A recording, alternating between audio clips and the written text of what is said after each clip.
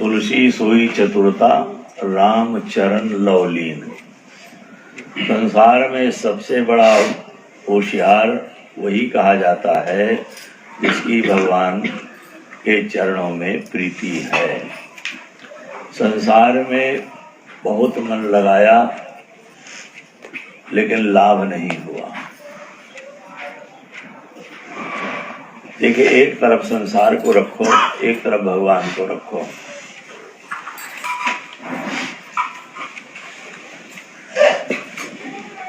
अब मिलान करो।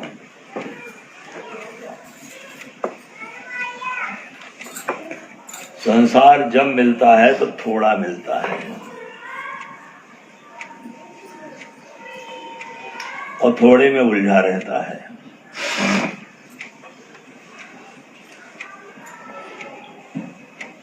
जहां 1000 बोरी चना का ढेर लगा है, उसमें बंदर की मुट्ठी में कितना चना आएगा आप सोचिए। लेकिन वो मुट्ठी भर चने का लोभ न छोड़ पाता है और उसी में बंधता है, नहीं छोड़ पाता।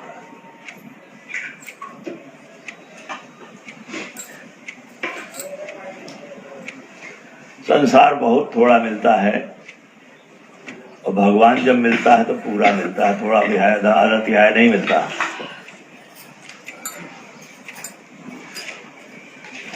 और संसार जब मिलता है तो दुख देता है। सब अपनी अपनी झांकते रहें कि हम कितने सुखी हैं और कितने दुखी हैं। संसार को पकड़ने के बाद बंदर की तरह कितने दुखी हैं।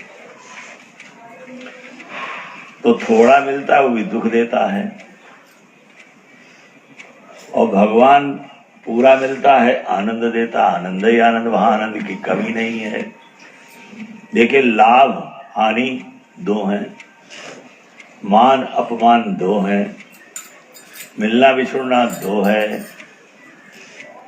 जन्म मरण दो है, दिन रात दो है, लेकिन आनंद का कोई दूसरा वो नहीं है। क्योंकि आनंद परमात्मा का रूप है। परमात्मा दो नहीं होता, एक ही रहेगा। वो चाहे किस रूप में रहे, हमारी जहां पर श्रद्धा होगी उसी रूप में हमको वो कभी दुर्गा रूप में दिखाई पड़ेगा, कभी भैरव के रूप में, कभी हनुमान जी के रूप में, कभी राम के रूप में, कभी कृष्ण के रूप में, कभी विट्ठल के रूप में।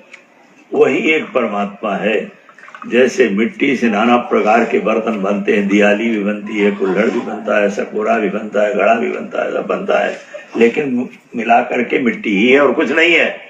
वैसे ही जितने रूप है, रूप में भेद होता है, स्वरूप में भेद नहीं होता है। आकार में भेद होता है लेकिन मिट्टी में भेद नहीं होता है।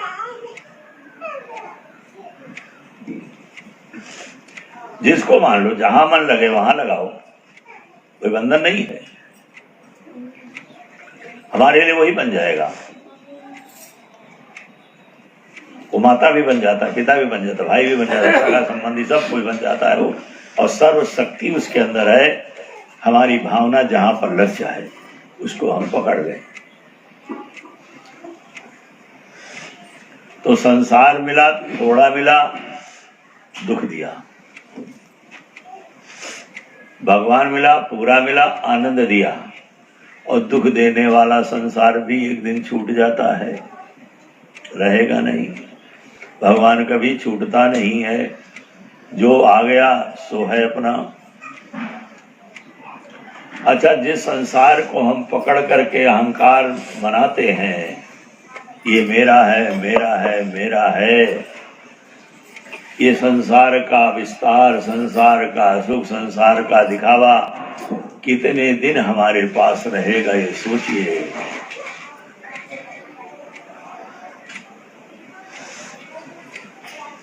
आंख मुंदी, माल बिराने हाथ ले गए,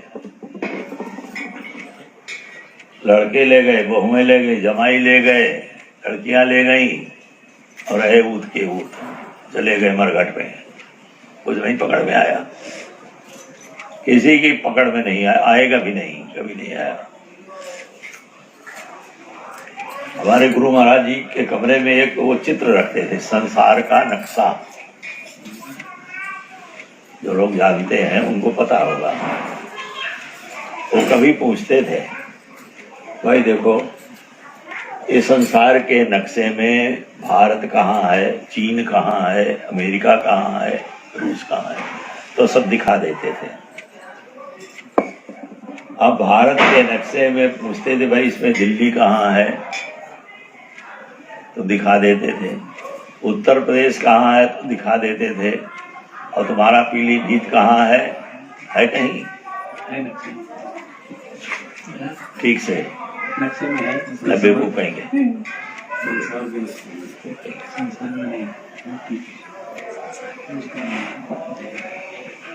न पीलीभीत है और तुम्हारी कोठी इतनी बड़ी जो कहाँ है कहीं?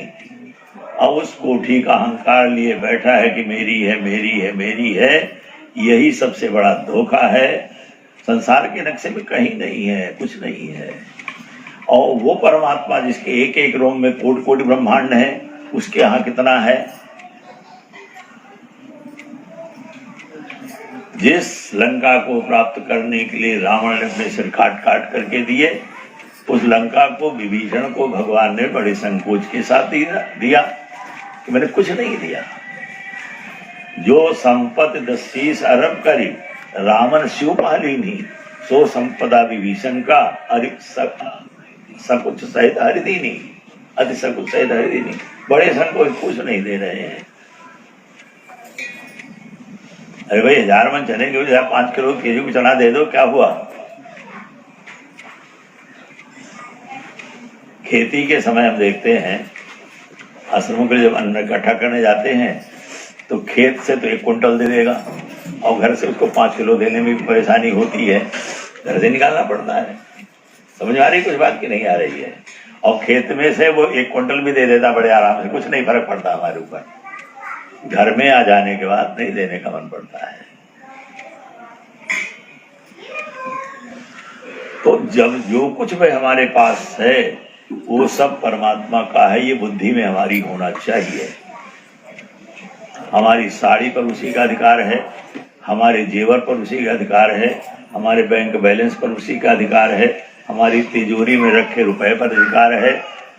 और जब चाहे वो ले सकता है। ऐसा नहीं है कि उसके लिए ताला बंद है कि 1000 ताले के बीच में रखो। तो भी कन्नौज में छापा पड़ा,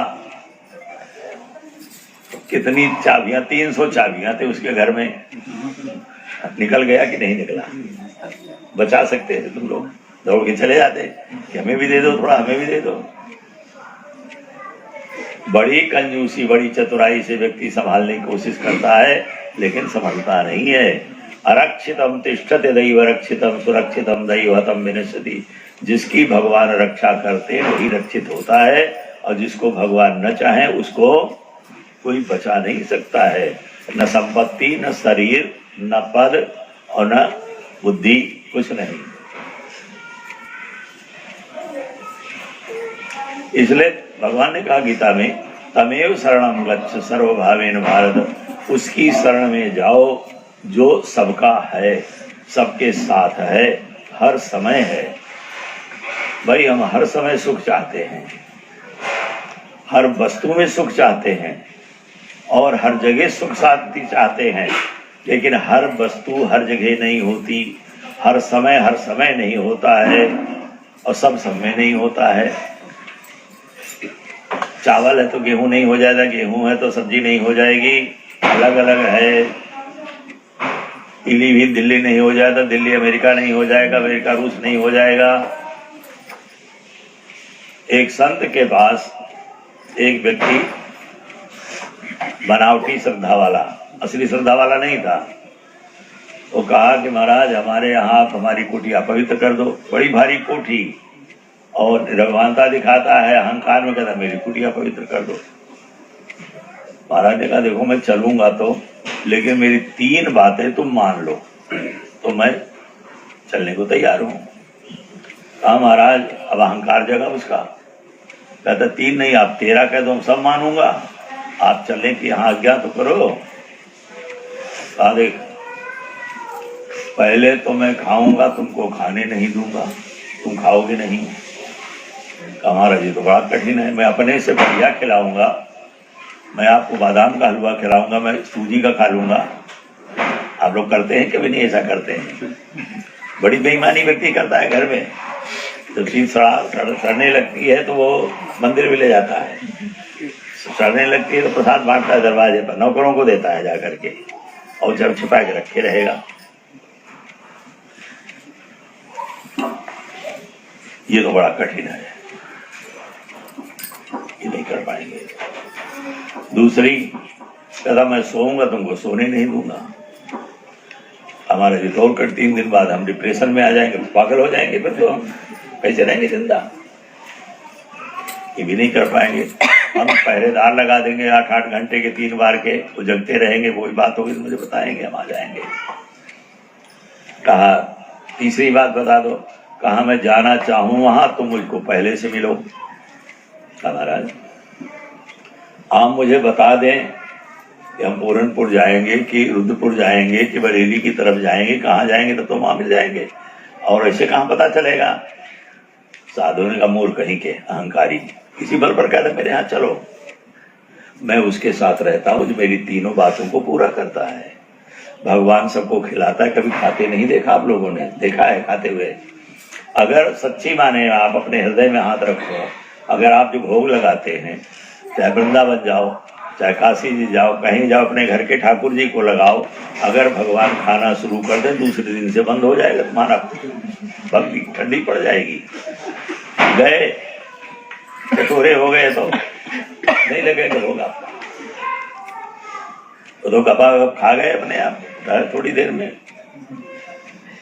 आज तक भगवान ने कभी खाया नहीं। भावग्राही है, भावग्राही जनार्दन है। लिखा उपनिषद में, एक वृक्ष पर 2 पक्षी हैं, द्वासुपर्णा सयुजा सखाया समानम वृक्षम परिशस्य जाते तयोरन्या पिपलम स्वाद। एक वृक्ष पर 2 पक्षी बैठे हैं, एक उसके फलों को खाता है और दूसरा उसके फलों को खाली देखता है, खाता नहीं है। इसके अंदर क्या है? जो फलों को खाता है वो दुबला पतला है, तुम्हारी तरह, और जो देखता है तुम्हारे समझी की तरह मोटा है। समझे? ऐसे है, समझ आ रही कि नहीं? अब हुआ क्या भाई? जो संसार में ज्यादा रचा रचा रहेगा वो दुबला रहेगा ही, और जो भगवान की शरण में रहेगा हंसता रहेगा, तगड़ा रहेगा। इसलिए हंसना हुआ, हंसिए, जोर से हंसिए। अब आजकल भारत जैसे भारत भूमि में दुर्भाग्य होगा, लाफिंग सेंटर खुल गए मूर्खों के लिए। खुले कि नहीं खुले? किसको हंसाने के लिए? हमारी हंसी गायब हो गई क्योंकि हम प्रपंच में ज्यादा पड़ गए, छल कपट धोखाधड़ी बेईमानी में ज्यादा घुस गए, हंसी बंदर वाली हंसते हैं। क्या हुआ? यही तो होता है ना। और क्या होता है? मुंह पर हंसी नहीं है लोगों को, ठहाका मार के 2-3 बार हो जाए, सारा भोजन अपने आप खत्म हो जाएगा, ऊपर से नीचे पहुंच जाएगा। लेकिन वो नहीं होता है करमचंदों को, तो नहीं होता है। तो ये तयोरन्या पिपलम स्वादवत्ती, अत्ति माने खाता है पीपल के वृक्षों को, फल को। माने जीव रूपी पक्षी खा भोग भोगता है पंचभोगों को, और ईश्वर रूपी पक्षी इसको देख रहा है, वो छूता नहीं है, खाली देखता रहता है, लेकिन वो तगड़ा है, अभिजाकसीति। और जीव पर रोज दुख में घटता रहता है, रोता रहता है, परेशान रहता है, चिंताग्रस्त रहता है, नींद नहीं आती है। अब नींद नहीं आती है तो गोली खाता है, कुछ दिन बाद गोली से भी नींद नहीं आती, सुई लगवाता है ना। और सुई लगवाने से नींद नहीं आती, जितने बड़ा धनवान हो जाता है, नेता हो जाता है, सुई के बल पर जीता है। और उससे नींद नहीं आती, डिप्रेशन हो जाता है, उससे आगे पागल हो जाता है। फिर बरेली के पागल खाने में बंद कर दिया जाता है, रांची आगरा कहीं ले गए बंद कर देते हैं उसको ले जा करके। ऐसा सोचे होता है कि नहीं होता है? ज्यादा गड़बड़ करा, ले जाओ घर के लोग ही, चलो इसको पागल खाने में बंद करो, कुछ नहीं है।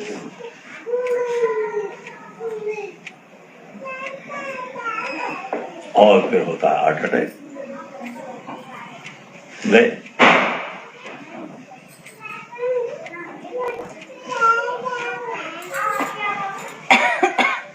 बहुत भागा भागी, बहुत ज्यादा अफरा तफरी ही हमारे जीवन को अस्त व्यस्त करती है और हम जीवन से दूर होते, अपने असलियत से दूर होते चले जाते हैं। तो भगवान कभी सोता नहीं है। कभी सोते देखा है? भगवान का बनाया सूर्य भी नहीं सोता, वो भी रात दिन चलता ही रहता है, रात दिन चलता रहता है। तो भगवान कैसे सोएगा? और संत ने कहा, देख मैं जहां जाना चाहता हूं वो पहले से है। वो कलकत्ता जाओ तो वहां भी बैठा है, बंबई जाओ तो वहां बैठा है, अमेरिका जाओ तो वहां बैठा है, चीन जाओ तो वहां भी बैठा है। कोई ऐसी जगह खाली नहीं है। देश काल और विदिशो माही कहो जहां कहा प्रभु नहीं, कौन ऐसी जगह यहाँ पर मैं उसके साथ रहता हूं जो मेरी तीनों शर्तों को पूरी करता है। तेरे यहाँ जाके मैं क्या करूं? बात कुछ पकड़े? समझ में आई? ठीक से समझे? सोच लो, हम किसका साथ कर रहे हैं? मरण धर्मा का साथ कर रहे हैं कि सदैव रहने वाले का साथ कर रहे हैं? रंग ऐसा चढ़ाओ कि जो कभी उतरे नहीं, रोज उतर जाए, सुबह चढ़ाओ रात को उतर जाए, काहे का रंग? ये रंग नहीं है। सोते समय भी भगवान की मस्ती रहे, कर्तव्य करते समय भी भगवान की मस्ती रहे, भजन रहे, काम करते समय भी भगवान की मस्ती रहे। चाहे खेती करो, चाहे दुकानदारी करो, चाहे मजदूरी करो, चाहे नौकरी करो, चाहे नेतागिरी करो, चाहे अभिनेतागिरी करो, चाहे ड्रामा करो, कुछ भी करो। नाटक का मतलब ये ना अटको नहीं, उसमें करते रहो, खेलते रहो खाली। अब भाई देखो, रामलीला में आप लोगों ने देखा होगा, एक दरबार, रावण का दरबार लग गया, हरिश्चंद्र का दरबार लग गया, बड़े बड़े दरबार लग जाते हैं और चारों तरफ खड़े हैं लोग, हाथ जोड़ रहे हैं, महाराजा धीराज की जय, महाराजा धीराज की जय, महाराज की जय। इधर झूठी बेवकूफी है कि नहीं है? और वो अहंकार में कहता है जो चाहो मान लो, त्रिलोकी का राज मान लो, जो चाहो सो मांग लो। और तो वहां जो बड़ी कृपा है। और पीछे जाए को जानो कहता है, भैया थोड़ी बीड़ी तो पिला, मेरा कोई पूछ रहा है। और जो त्रिलोकी का राज दे रहा था वो एक बीड़ी के लिए, ये है सिलियस।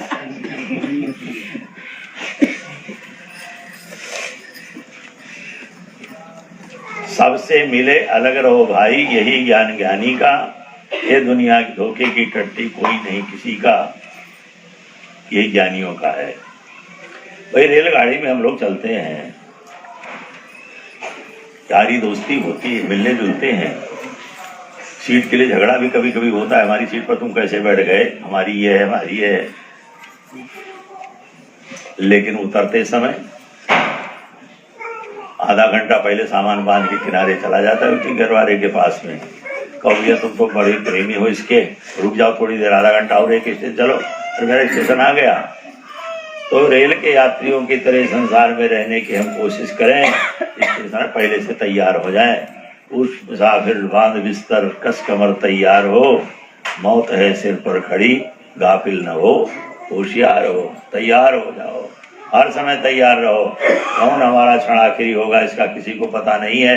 हर क्षण में श्वास श्वास में राम रट व्यथा, श्वास जन खोए और ना जाने इस श्वास का आवन होए न होए, लौटेगी कि नहीं लौटेगी आगे पता नहीं किसी को। तो हर क्षण सावधान रहने की जरूरत है। कहीं जाओ कहीं रहो। और देखिए, तीर्थों में गए, मंदिरों में गए, भटकते रहे, लेकिन जब तक अपने घर को तीर्थ नहीं बनाओगे तब तक शांति नहीं मिलेगी। बाहर का तीर्थ हमारी जिंदगी सुधार नहीं सकता है। बाहर के तीर्थों में जाकर के क्षणिक शांति मिलेगी, लेकिन जब हमारा घर तीर्थ बनेगा तभी सच्ची शांति मिलेगी।